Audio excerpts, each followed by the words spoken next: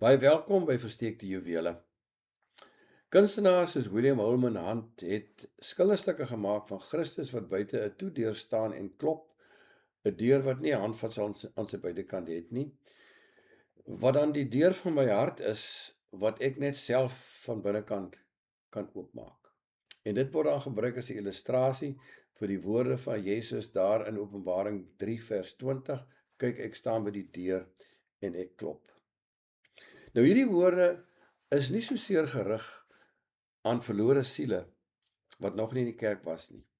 Dit is gerig aan die kerk self, aan die gemeente van Laodicea, daar aan die einde van die 1ste eeu, toe die kerk onder groot vervolging gestaan het.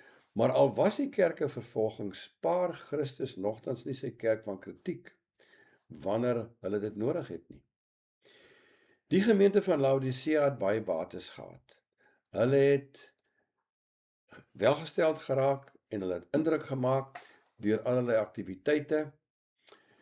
En dit het gemaak dat hulle eintlik selfvoldaan en selfversekerd geraak het, sodat hulle nie meer die Here van die kerk meer regtig nodig gehad het nie. Hulle kon so eintlik op hulle eie stoom voortgaan. Hulle het die Here van die kerk eintlik aan die rand van die kerk laat staan, sodat hy van buitekant af nou na sy kerk gekyk het.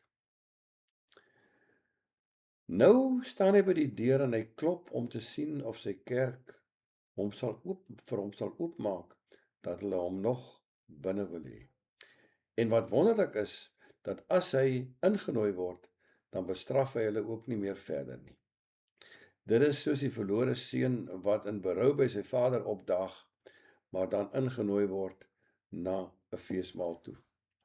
Dit kan gebeur dat 'n gemeente so bedrywig raak met allerlei aktiwiteite, dat die Here van die kerk nie meer daar nodig is nie, en dat hulle eintlik soos 'n besigheid van self kan voortgaan.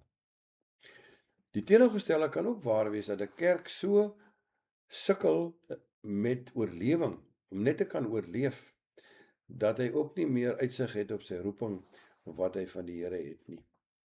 Maar hy wil graag inkom en weer by sy kerk tuis wees. Dit is hoekom hy by die deur staan en klop om te sien of sy kerk vir hom weer sal oopmaak. Maar die vraag is nou, wie moet oopmaak?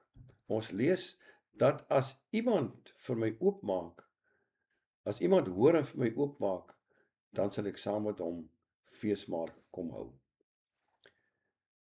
As ek besef dat my gemeente, my kerk, die Here eintlik 'n bietjie uitgedruk het na die kant toe, dan is dit my verantwoordelikheid om hom weer in te nooi.